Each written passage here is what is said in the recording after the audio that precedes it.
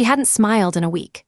Then she walked through that front door and something waiting for her on the other side, something her boyfriend had spent his entire day off quietly doing, broke through every wall that an exhausting, unrelenting year had built around her.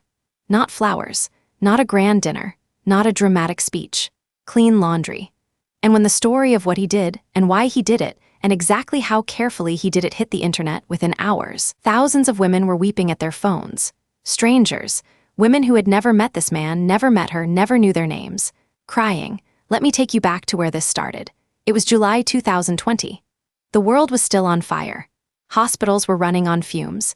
And in an apartment shared by two 25-year-olds, a man named Jake, we'll call him that, was standing at a bathroom sink with his hands in cold water, carefully, deliberately, washing his girlfriend's most intimate garments. She hadn't asked him to. There was nothing in it for him. He just loved her, and she was exhausted, and he had a day off, and he thought, this is what you do. He didn't think it was remarkable. He thought it was just love in its most functional, unglamorous form. He was wrong that it wasn't remarkable, because when he quietly asked Reddit for advice on whether he should even do it and how to do it correctly, what came back wasn't just laundry tips. What came back was the collective, aching cry of a generation of people who had never been loved quite like that, and inside that cry was something uncomfortable, something worth sitting with. This is cold karma. Today we go somewhere quieter, but no less powerful. To understand why this story hit as hard as it did, you have to understand the specific gravity of the moment it was born into. July 2020. If you lived through it, you know what that particular brand of exhaustion felt like, the gray, relentless, low-frequency dread that never quite went quiet. The news was terrible. The uncertainty was constant. And for most people, the challenge was simply enduring, staying home, staying cautious, getting through one more week without knowing when any of it would end. But for healthcare workers, the dread had teeth. His girlfriend, we'll call her Sarah, was a nurse. And in the summer of 2020, being a nurse wasn't just a job. It was a whole body, whole soul commitment that consumed everything it touched. You showed up every shift not knowing what you'd face. You put on layers of protective equipment before you could breathe the same air as your patients. You held hands when families couldn't come in. You absorbed the fear and the grief and the sheer bewildering scale of the suffering, and you kept moving because people needed you to keep moving, because you didn't have the option of stopping, because someone had to do this and you had said, years ago, that you would be that someone. And then you drove home. And the laundry was still there. The dishes were still there. The floors and the surfaces and the pile of hand wash items sitting in the bathroom sink, all of it was there, patient and indifferent, waiting for you to find energy that no longer existed. Sarah, Jake knew, got anxious when their home was messy. Not pathologically, just the quiet stress of someone who felt more grounded in a clean space. A space that had been getting harder and harder to maintain. The mess wasn't laziness. The mess was evidence of everything she was already giving away before she even got home. Jake saw it. He paid attention. And that attention is where this story really begins. Jake also had what they called an essential job in 2020. One of those roles that kept the machinery of daily life running while so much else shut down. He understood hard work. He understood the particular tiredness that accumulates when you've been doing something important and draining for a long time. The two of them weren't living in different realities. They were both deep in the same difficult year, just from different angles. 3 years together, building something, learning each other, and a few months before this story unfolds, they'd taken that next step, they'd moved in together. Which, if you've done it, you know is its own adventure entirely separate from love. The learning of rhythms, the negotiation of space. Who does the dishes, who takes the trash, who cleans what and how often, and how do you build a shared home from two separate lives? They were still in the early part of that, still figuring it out. And Jake had plans. Real ones. He'd been thinking about proposing for a while now. He'd set a plan in motion, a vacation. Peru, June, the kind of trip you spend months anticipating, the kind of backdrop that turns a question into a story you tell for the rest of your lives. He'd had it mapped out in his head. The moment, the place, the ring. COVID canceled it. Their vacation days were pulled. The trip disappeared. The proposal quietly went back into the drawer. And instead of a romantic milestone, there was just more work, more weeks, more of an already exhausting year asking both of them to keep going. So when Jake found himself with a few days off, actual, genuine days where he wasn't needed anywhere, he made a decision. He was going to do something for her. He was going to clean their entire apartment while she was at work, not because she'd asked. Not because he was keeping some internal ledger. because he knew, specifically and practically, that coming home to a clean space would remove one layer of stress from someone who was carrying too many layers already. He was going through every room. He was going to do this right. The plan was going beautifully, until he reached the bathroom sink. He found them in and around the bathroom sink. Her hand wash items, underwear, bras, garments she'd been carefully washing by hand for as long as she'd owned them, the way you're supposed to with delicates, gentle soap, cold water, careful handling, because that's how you make good things last. Except lately, she hadn't been doing it. Lately, anything beyond the bare minimum of daily survival had been more than she had left to give. She was almost out of clean ones. Jake stood in that doorway and did something quietly remarkable. He thought about it. He didn't recoil. He didn't decide it wasn't his problem. He stood there and genuinely, seriously, considered whether this was something he could do for her. And more importantly, and this is the part that matters, he considered it from her perspective, not his. His question wasn't, do I want to do this? His question was, would doing this make her feel cared for? Or would it make her feel exposed? Because here's what was in that sink. Period stains, discharge. The perfectly ordinary, entirely involuntary, completely unglamorous evidence of a woman's body doing what women's bodies do. And Jake's reaction wasn't disgust. His reaction was essentially, this needs to be cleaned, she needs clean underwear, I have time and 2 hands. Should I do this? That's a genuinely interesting place for a 25-year-old man to land. Not ugh. Not that's her job. Not a wrinkled nose or a retreat to the living room. Just a practical, compassionate question, followed immediately by the more important one. How do I do this in a way that doesn't embarrass her? He sat with it. He turned it over. He thought about her dignity and her feelings and what she'd want. He was, by his own admission, new to all of this first real relationship, first few months of living together, and he genuinely didn't know what the right call was, so he did the sensible thing. He went on Reddit and asked the internet. His post was simple, earnest. It practically radiated good faith through the screen. He laid everything out plainly. Girlfriend is a nurse, she's been exhausted, he was surprising her with a full apartment clean, he found her hand wash items, he wanted to include them in the gesture. They'd only been living together a few months, and this was all new to him. He said directly that the stains didn't bother him, he understood these were natural things, and his only concern was that she might feel embarrassed knowing he'd handled them. He asked women and people in relationships what they thought he should do. The internet, to its occasional credit, showed up beautifully. The top comment walked him through the entire process. Cold water, not hot, hot water sets protein-based stains permanently, and you'll never get them out. A good soak. Gentle soap. No wringing. Wringing is hard on delicate fabrics and defeats the whole point of hand washing. Squeeze instead, then roll in a dry towel to pull out moisture before hanging or laying flat to dry. A complete, practical, warm tutorial from a stranger who had been moved enough by the question to answer it thoroughly. And then she added, "You're a good partner. She's lucky to have you." Another woman responded that her concern wouldn't be embarrassment, it would be him accidentally ruining items she cared about. Not I'm horrified he'd touch them, but I'd want him to know the technique. Which is a kind of unsentimental, pragmatic trust that's actually more intimate than a lot of people realize. Ask first, so she can brief you properly and stop worrying about them. A third commenter, and this one I love, wrote to Jake with a warmth that read almost like something a proud grandmother might say. She wrote, "Oh honey, you are doing so good. You keep chugging away doing what you're doing, and I think things should work out just fine. You seem like a really sweet man. Good luck going forward, and I hope you both have long, happy lives together." A total stranger on the internet moved to that kind of tender, maternal warmth by a 25-year-old man asking how to wash his girlfriend's underwear without messing them up. Let that sink in for just a moment. He took the advice to heart. The consensus was clear, ask first, so he picked up his phone and sent Sarah a text. He explained what he'd been planning the whole cleaning surprise and that he'd found her hand wash items and wanted to include them in it. He asked if that was okay with her. She responded, and her response is the emotional center of this entire story. I want you to stay with it for a moment because there's a lot packed into a short sentence. She said, "Thank you. That would be really nice, but you don't have to. I know most guys find it grody, so it's okay, I can do it myself. I know most guys find it grody." Say those words slowly. Let them land. She didn't write that as a complaint. She wrote it as a kindness, a preemptive kindness toward him, a releasing of him from an obligation she had already assumed he wouldn't want. She was making herself smaller, making her needs smaller, packaging her own discomfort into something tidy and manageable that she could carry back to herself so he wouldn't have to deal with it. And the phrase, "I know most guys," those aren't hypothetical words. That's not someone imagining a bad response.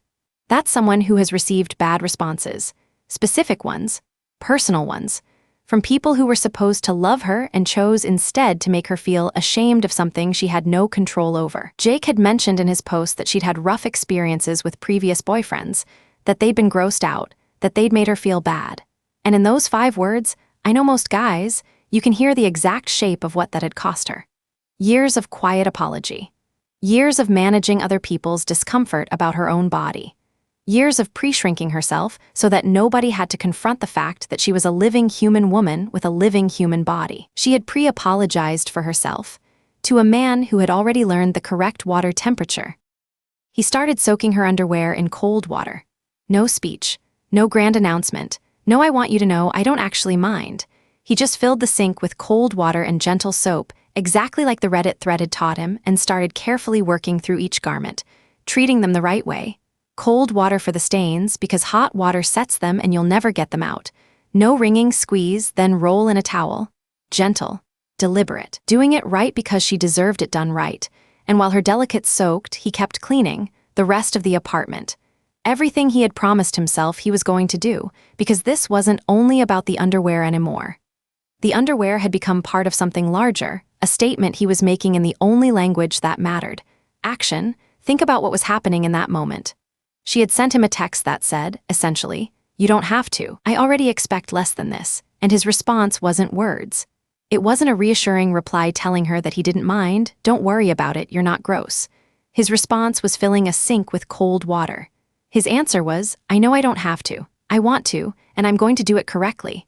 He had also, somewhere in the week before all of this, noticed that her heating pad had broken. He hadn't said anything about it at the time. He just filed it away, gone and gotten her a new one, and added it to what he was planning to leave for her today. Another small thing. Another proof of payment, of the kind of attention that doesn't need to announce itself because it doesn't need the credit. By the time her underwear was hanging to dry and her bras were soaking in the sink, the apartment was spotless. The heating pad was waiting. The whole place felt, for the first time in weeks, like a home that someone had taken care of. Not because it had to be done. Because someone loved the person who lived in it. He went back to Reddit to post a quick update, and that's when the world showed up. The post blew up, and not in the slow, gradual way things sometimes build on the internet. Fast, within hours. Comments flooding in, awards stacking up, people sharing it across platforms. And the responses weren't what you might expect from a story about laundry. They weren't just, "Aw, that's nice." They were something rawer, more urgent. The kind of response you get when a piece of content accidentally hits something that a lot of people had been carrying around quietly for a long time without a name for it. Women were saying they'd cried reading the post. Not because it was sad, because they'd never been treated this way. Because the bar, the absolute floor, for what a caring partner looked like, had apparently dropped to a place where a man who asked Reddit for hand-washing tips because he wanted to protect his girlfriend's dignity was now an aspirational figure. A standard that people were forwarding to their partners. A benchmark for what love could look like that, for thousands of commenters they had genuinely never witnessed up close. Stop and feel that for a second. The bar, the minimum threshold of basic decency between people who claim to love each other, had somehow sunk to a place where this, thoughtful, practical, quiet, correct, was enough to make strangers weep. Mothers said they were sending it to their sons. Partners said they were forwarding it to their significant others. Women said they'd never had this, never expected to have this, weren't sure they'd believed it was actually possible before reading this thread. And woven through almost every comment was this quiet, devastating undercurrent. "I didn't know someone could love you this way. I didn't know it was allowed to be this simple, this unglamorous, this real." Jake read all of it. He was clearly moved by the scale of the response, but he handled it with the same quiet grace he'd been showing all day. He went through the comments carefully, giving out awards to the ones that had helped or touched him, and then he posted an update that I think says everything about who this person is. He said he was heartbroken. That was the word he used. Heartbroken by how many people had commented to say they'd cried, or that they wished they had someone like this, or that they'd never experienced love like this. And then he did something that I don't think many 25-year-olds or many people of any age, frankly, would think to do in that moment. He apologized, on behalf of men who had let women down in that department. Not defensively, not with a lengthy disclaimer, not making it about himself. Just, I'm sorry this has been so many people's experience. You deserved better, all of you deserved better, but not everyone was moved. Of course they weren't. Because this is the internet, and a certain kind of person cannot see someone modeling a version of humanity they find threatening without reaching for something small and sharp. Jake mentioned in his final update that he'd had moments of regretting posting because people had messaged him privately to insult him, to be gross about it, to question his masculinity, his intelligence, his dignity, his everything for the crime of washing laundry carefully. And I want to name those people, not to dwell on them, but because they matter to the story. Because those insults came from exactly the same place that had produced Sarah's previous boyfriends, the same worldview, the same rigid, cramped, defensive little corner of masculinity that had taught women like Sarah to pre-shrink themselves and pre-apologize for their bodies before someone else could make them feel ashamed first. The same machinery that had worn those 5 words into her, I know most guys like grooves into stone. Jake's response to those messages was short and precisely right. He said, "With all the support, I'm standing by what I said.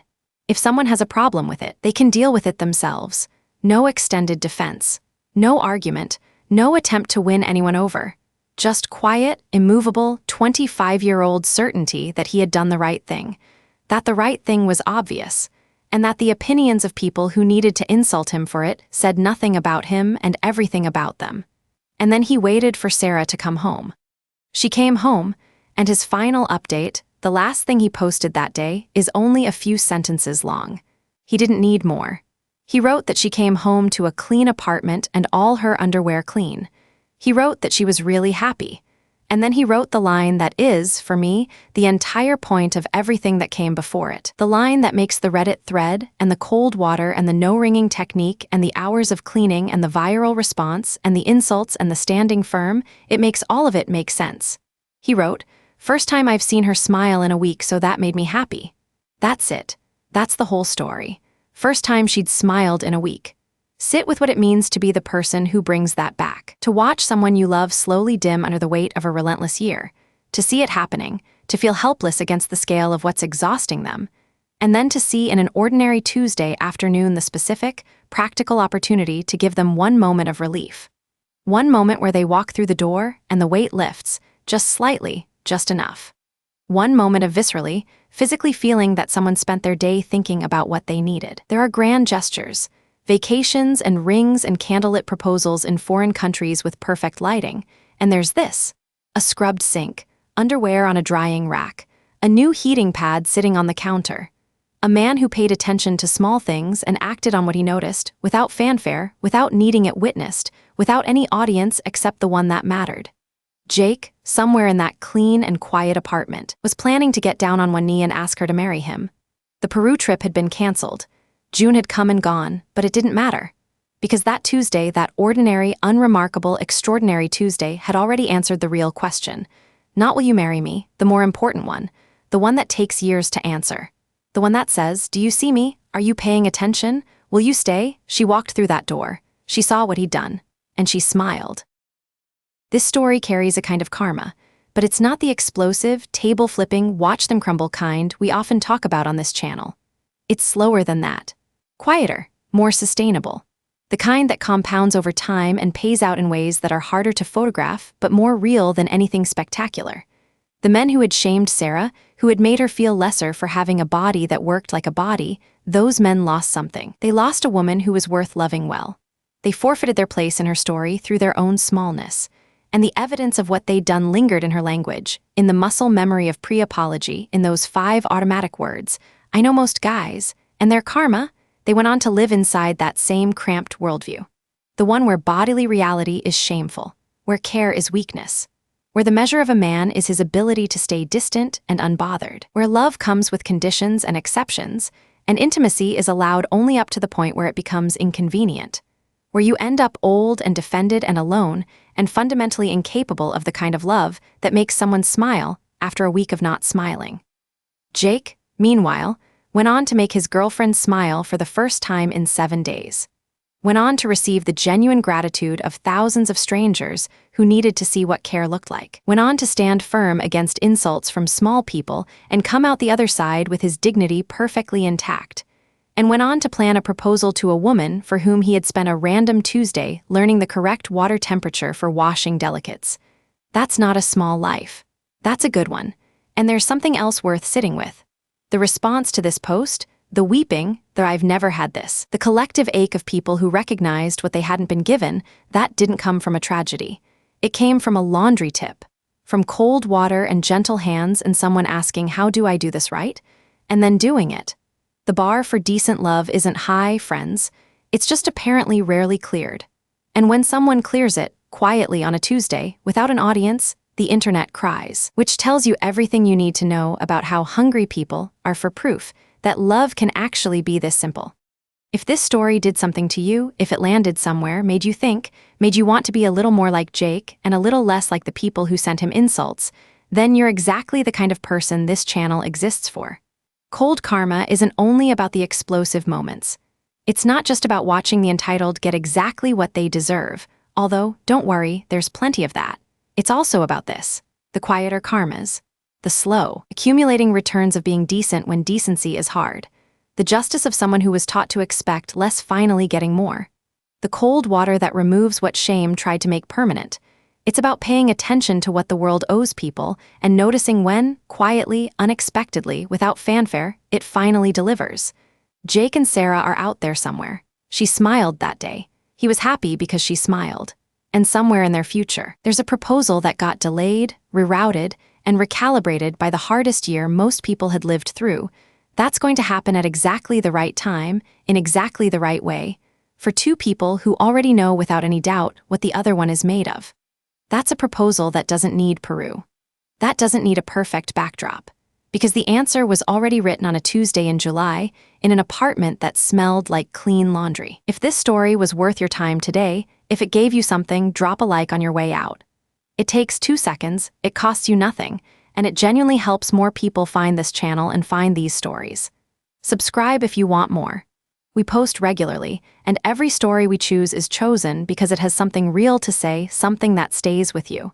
And if you have a story, something that happened to you, something you witnessed, some moment where you watched the world finally give someone what they'd always deserved, the link is in the description. Every story we've ever told came from someone willing to share it. Take care of the people you love. Notice the small things. Ask how to do it right. And always, always use cold water. I'll see you in the next one.